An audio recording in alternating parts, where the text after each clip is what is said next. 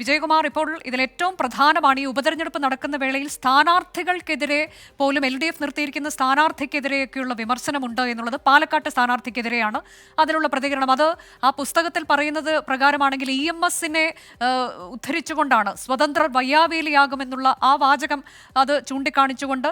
ഒപ്പം PV അൻവറിനെ കുറിച്ചുണ്ട്. അദ്ദേഹം ഉന്നയിച്ചിരിക്കുന്ന കാര്യങ്ങൾ ഏത് തരത്തിൽ ഈ ചേലക്കരയിൽ ഉപതെരഞ്ഞെടുപ്പിനെ ബാധിക്കുമെന്ന് പറയുന്നുണ്ട്. സ്ഥാനാർത്ഥിയെ അദ്ദേഹം പ്രഖ്യാപിച്ചത് എങ്ങനെയാണ് LDFന് ദോഷമാകുന്നത് എന്ന് പറയുന്നുണ്ട്. അപ്പോൾ UR പ്രദീപ് ഇത് ഉപതെരഞ്ഞെടുപ്പിനെ ബാധിക്കില്ല എന്ന് പറയുമ്പോഴും ഒരല്പമൊക്കെ ആശങ്കയിൽ ഇപ്പോൾ അവിടുത്തെ CPIM ഉണ്ട് എന്നാണോ മനസ്സിലാക്കേണ്ടത്? അവിടുത്തെ രാഷ്ട്രീയ കേന്ദ്രങ്ങളിൽ നിന്ന് വരുന്ന പ്രതികരണം എങ്ങനെയാണ്?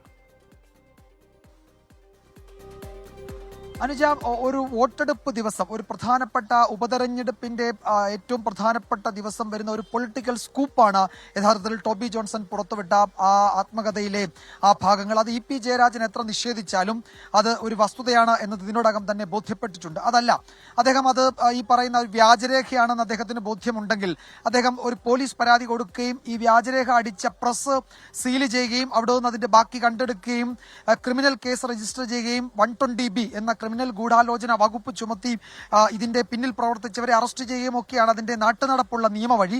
അതിലേക്കൊന്നും EP ജയരാജൻ ഈ സമയം വരെയും പോയില്ല. അപ്പോൾ സ്വാഭാവികമായും ഇതിലൊരു കോടതി വഴിയല്ല, പോലീസ് വഴി എന്ന് വെച്ചാൽ ക്രിമിനൽ നടപടി വഴിയാണ് അത് മുന്നോട്ട് പോകേണ്ടത്. അതിനേതായാലും അദ്ദേഹം ഇത്രയും സമയം ഈ വിവരം വന്നതിന് ശേഷം അതിന് മുതിർന്നിട്ടില്ല എന്നുള്ളത്, അതായത് DC ബുക്സും അദ്ദേഹവും തമ്മിൽ ഒരു ധാരണയുടെ പുറത്ത് ഈ ആത്മകഥ വരികയും അത് പ്രസിദ്ധീകരണത്തിന് അന്ന് അതിന്റെ ചില ഭാഗങ്ങൾ പുറത്തു വരികയും ചെയ്തു എന്നത് അത് ഏതാണ്ട് സ്ഥിരീകരിക്കപ്പെട്ടു എന്ന് നമുക്ക് ഉറപ്പിക്കാൻ കഴിയും. അതുകൊണ്ടാണ് ഞാൻ പറഞ്ഞ ഒരു തെരഞ്ഞെടുപ്പ് ദിവസം ഒരു വരാവുന്ന ഏറ്റവും വലിയ പൊളിറ്റിക്കൽ സ്കൂപ്പായി ഇത് മാറുകയും ചെയ്യുന്നത്. അപ്പോൾ ഇത് ചേലക്കരയെ സംബന്ധിച്ചിടത്തോളം ഇതൊരു ചർച്ചാ വിഷയമാണ്. ഈ വാർത്ത വന്നതിന് തൊട്ടു പിന്നാലെ ഇവിടുത്തെ CPMന്റെ പ്രധാനപ്പെട്ട നേതാക്കളൊക്കെ നമ്മളെ നേരിൽ കാണുകയും ഫോണിൽ വിളിക്കുകയും എന്താണ് ഇതിന്റെ കഥ, ഇത് എവിടുന്നാണ് ഇത് വന്നത് എന്നതിന്റെ വിവരങ്ങൾ ശേഖരിക്കുകയും ഒക്കെ ചെയ്തിരുന്നു. അപ്പോൾ നമ്മൾ അവരോട് ഈ വാർത്തയുടെ വിശദാംശങ്ങളാണ് ചർച്ച ചെയ്തത്. അവർ ആ ഘട്ടത്തിൽ പറയുന്നത് EP അത് ഡിസോൺ ചെയ്തതോടുകൂടി ഇനി ആ വാർത്ത നിങ്ങൾ നിലനിർത്തേണ്ടതുണ്ടോ എന്ന് ചോദിക്കുന്നു. അപ്പോഴും നമ്മൾ പറയുന്നത് ഇത് വാർത്ത EP നിഷേധിച്ചെങ്കിലും അതിന്റെ പ്രിന്റഡ് ഫോം പുറത്തു വന്നിട്ടുണ്ട്, അത് കവർ ചട്ട പുറത്തു വന്നിട്ടുണ്ട്. EPയും EMSും ഒന്നിച്ചുള്ള ചിത്രമാണ് അതിന്റെ കവർ പേജ് എന്ന് പറയുമ്പോൾ യഥാർത്ഥത്തിൽ പാർട്ടി കേന്ദ്രങ്ങൾ ഞെട്ടുകയാണ്. അപ്പോൾ DC ബുക്സിനെ പോലെ ഒരു പ്രസാധക സംഘം അങ്ങനെ വ്യാജമായി ഒരു കവർ പേജ് ഒക്കെ സൃഷ്ടിക്കുമോ എന്ന ചോദ്യം അവർക്കിടയിലുമുണ്ട്. അതുകൊണ്ട് അവരത് പൂർണ്ണമായും EP അങ്ങനെ ഒരു കാര്യം വിശദീകരിച്ചിട്ടുണ്ടല്ലോ എന്നതുകൊണ്ട് അതിൽ അവസാനിപ്പിക്കുന്നില്ല. അവരിപ്പോഴും അത് പാർട്ടിയെ പ്രതിരോധത്തിലാക്കിയിട്ടുണ്ട്, CPMനെ തെരഞ്ഞെടുപ്പ് ദിവസം പ്രതിരോധത്തിലാക്കിയിട്ടുണ്ട് എന്ന് തന്നെ വിശ്വസിക്കുകയാണ്. അതിനിപ്പോൾ ഓപ്പണായി പറയുന്നില്ല. ഇപ്പോൾ സംസ്ഥാന സെക്രട്ടറി പറയുമ്പോഴും അദ്ദേഹം അതിലൊരു വലിയ മാധ്യമ ഗൂഢാലോചനയൊന്നും ആരോപിക്കുന്നില്ല, EPയെ മുഖവിലേക്ക് എടുക്കുന്നുവെന്ന് മാത്രമേ പറയുന്നുള്ളൂ. യഥാർത്ഥത്തിൽ പാർട്ടി പ്രതിരോധത്തിലാണെന്നതിന്റെ സൂചന ആ വാക്കുകളിലുമുണ്ട്. ഇവിടെ ചേലക്കരയിൽ ഒരു കാര്യം കൂടി ഉള്ളത്, ചേലക്കരയിലെ സ്ഥാനാർത്ഥി UR പ്രദീപിനെ പറ്റിയൊന്നും EP പറഞ്ഞതായി ഒന്നും കാണുന്നില്ല. പക്ഷേ PV അൻവർ എന്റെ സ്ഥാനാർത്ഥി ചേലക്കരയിൽ കോൺഗ്രസിനെ അല്ല LDFനെയാണ് ബുദ്ധിമുട്ടിലാക്കുന്നത് എന്ന പരാമർശത്തിൽ എല്ലാം ഉണ്ട്. യഥാർത്ഥത്തിൽ ഇവിടെ CPM പറയുന്നത് സുധീർ പിടിക്കുന്ന വോട്ട് അത് കോൺഗ്രസിൽ നിന്ന് നടത്തിയെടുക്കുന്ന വോട്ടാണ്, അതുകൊണ്ട് അൻവർ അവിടെ UDFനാണ് വെല്ലുവിളി എന്നതാണ്. പക്ഷേ EP പറയുന്നത് അൻവറിന്റെ സ്ഥാനാർത്ഥി ഇടതുമുന്നണിയെ ബാധിക്കും. അപ്പോഴാണ് അൻവർ ഉന്നയിക്കുന്ന ഭരണവിരുദ്ധ പോലീസിനെതിരായ ആരോപണങ്ങൾ, മുഖ്യമന്ത്രിക്കും അദ്ദേഹത്തിന്റെ ഓഫീസിനും എതിരായ ആരോപണങ്ങൾ, അതുപോലെ മുഖ്യമന്ത്രി മുഹമ്മദ് റിയാസിനെ കേന്ദ്രീകരിച്ച് നടക്കുന്ന നീക്കങ്ങളെ പറ്റിയുള്ള അൻവറിന്റെ ആരോപണങ്ങൾ, അത് ഇവിടെ ചർച്ചയാകുന്നു എന്നാണ് ഭംഗ്യന്തരേണ EP ജയരാജൻ പറഞ്ഞു വെക്കുന്നത്. അതാണ് PV അൻവറിനെ ചാരി PV അൻവർ യഥാർത്ഥത്തിൽ ചേലക്കരയിൽ LDFനാണ് ബുദ്ധിമുട്ടുണ്ടാക്കുന്നത് എന്ന ഒരു രാഷ്ട്രീയ സിദ്ധാന്തം അവതരിപ്പിച്ചിരിക്കുന്നത്. അത് ചേലക്കരയെ സംബന്ധിച്ച് യഥാർത്ഥത്തിൽ CPMനെ ഞെട്ടിക്കുകയും ചെയ്തിട്ടുണ്ട്.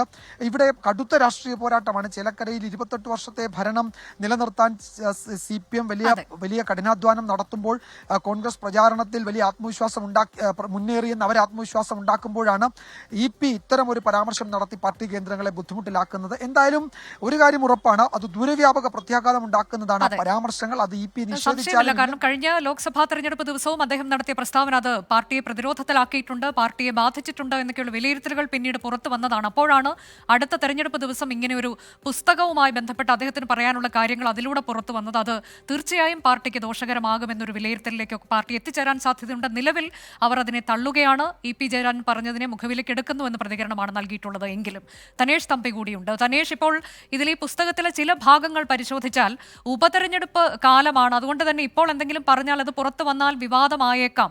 എന്നാൽ അത് കഴിഞ്ഞാണ് ഇത് പ്രസിദ്ധീകരിക്കുന്നുണ്ടെങ്കിൽ വേണമെങ്കിൽ പറയാമല്ലോ എന്നൊക്കെയുള്ള ചില വരികളുണ്ട്. കൂടാതെ ഇത് വ്യക്തിപരമായി ആരെയും വേദനിപ്പിക്കാനല്ല, അങ്ങനെയെങ്കിൽ വേദന ആർക്കെങ്കിലും ഉണ്ടാകുന്നുണ്ടെങ്കിൽ അതിൽ താൻ ക്ഷമ ചോദിക്കുന്നു എന്ന തരത്തിൽ മുൻകൂർ ജാമ്യം എടുക്കുകയാണ് എന്നൊക്കെ പറയുന്നുണ്ട്. അങ്ങനെ മാത്രമല്ല, ഇതിൽ ഈ പുസ്തകം അപ്പാടെ പരിശോധിച്ചാൽ നമ്മൾ നേരത്തെയൊക്കെ നമ്മുടെ പ്രതിനിധികൾ പറഞ്ഞതുപോലെ അദ്ദേഹത്തിന് പറയാനുള്ള ചില കാര്യങ്ങൾ, അദ്ദേഹത്തെ പ്രതിസന്ധിയിലാക്കിയിട്ടുള്ള ചില കാര്യങ്ങൾ, അതിനൊക്കെയുള്ള അദ്ദേഹത്തിന്റെ മറുപടികളും ഒക്കെയാണ്, അദ്ദേഹത്തിനുള്ള പരിഭവവും ഒക്കെയാണ് അതിൽ പറയുന്നത്.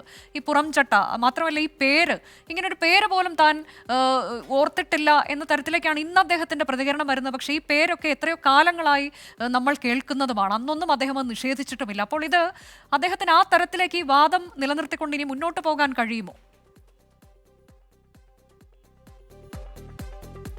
അനുജ, ഈ വാദങ്ങൾ നിലനിർത്തി മുന്നോട്ട് പോവുക അത്ര എളുപ്പമല്ല. അതിൻ്റെ പ്രധാനപ്പെട്ട കാരണം ഇപ്പോൾ CPIM കേന്ദ്രങ്ങൾ, പ്രധാനപ്പെട്ട നേതാക്കളൊക്കെ EP ജയരാജൻ നിഷ്കളങ്കനാണ്, അദ്ദേഹത്തെ മുഖവിലേക്ക് എടുക്കുന്നു എന്ന് ആവർത്തിക്കുമ്പോഴും അത്രത്തോളം നിഷ്കളങ്കമായി CPIM-ന് ഇനി EP ജയരാജനോട് പെരുമാറാൻ കഴിയുമോ എന്നുള്ള കാര്യം സംശയമാണ്. കാരണം ഓരോ ഘട്ടത്തിലും പാർട്ടിയിൽ നിന്ന് വിട്ടുനിൽക്കുകയും പാർട്ടിയിൽ നിന്ന് പാർട്ടിയുടെ പ്രധാനപ്പെട്ട പരിപാടികളിൽ നിന്നൊക്കെ മാറി നിൽക്കുകയും ഒക്കെ ചെയ്ത് പല ഘട്ടങ്ങളിലും പാർട്ടിയെ പ്രതിസന്ധിയിലാക്കുകയും ഒക്കെ ചെയ്തിട്ടുള്ള വ്യക്തിയാണ് EP ജയരാജൻ.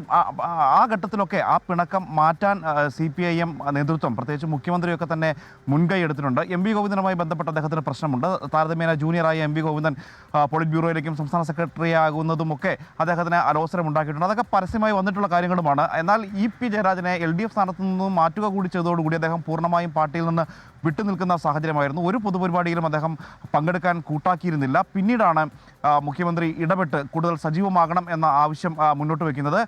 ആ ഒരു നിലയിൽ ഏതാണ്ട് പാർട്ടിയോട് സമരസപ്പെട്ട് മുന്നോട്ട് പോകാനുള്ള ഒരു മാനസികാവസ്ഥയിലേക്ക് EP എത്തി എന്ന് തോന്നി തുടങ്ങിയ ഇടത്താണ് ഇന്ന് വളരെ ഒരു നേരത്തെ നമ്മുടെ റിപ്പോർട്ടേഴ്സൊക്കെ സൂചിപ്പിച്ചതുപോലെ തന്നെ ഒരു രാഷ്ട്രീയ ബോംബ് ഇന്ന് EP-യുടെ ഭാഗത്തു നിന്ന് ഉണ്ടായിരിക്കുന്നത്. അദ്ദേഹത്തിൻ്റെ ആ പുസ്തകത്തിലൂടെ അദ്ദേഹം ഈ പുസ്തകത്തിൽ പറഞ്ഞിരിക്കുന്ന പ്രധാനപ്പെട്ട കാര്യങ്ങൾ, പ്രത്യേകിച്ച് അദ്ദേഹത്തിൻ്റെ രാഷ്ട്രീയ ജീവിതവുമായി ബന്ധപ്പെട്ട് ഉയർന്നു വന്നിട്ടുള്ള വിവാദങ്ങൾക്കുള്ള മറുപടി പല അഭിമുഖങ്ങളിലും അദ്ദേഹത്തിൻ്റെ ലേഖനങ്ങളിലും അതുപോലെ തന്നെ അദ്ദേഹത്തിൻ്റെതായ വിശദീകരണങ്ങളിലുമൊക്കെ പല ആവർത്തി വന്നിട്ടുള്ളതാണ്. അതിൽ പുതുമയൊന്നുമില്ല. പക്ഷേ ഏറ്റവും ഒടുവിൽ അനുജ സൂചിപ്പിച്ചതുപോലെ തന്നെ 3 ഉപതെരഞ്ഞെടുപ്പുകളുടെ പശ്ചാത്തലം കൂടി മനസ്സിലാക്കി എഴുതിയിട്ടുള്ള അധ്യായമാണ് ഒരുപക്ഷെ EP ജയരാജനെ വെട്ടിലാക്കുന്നത്.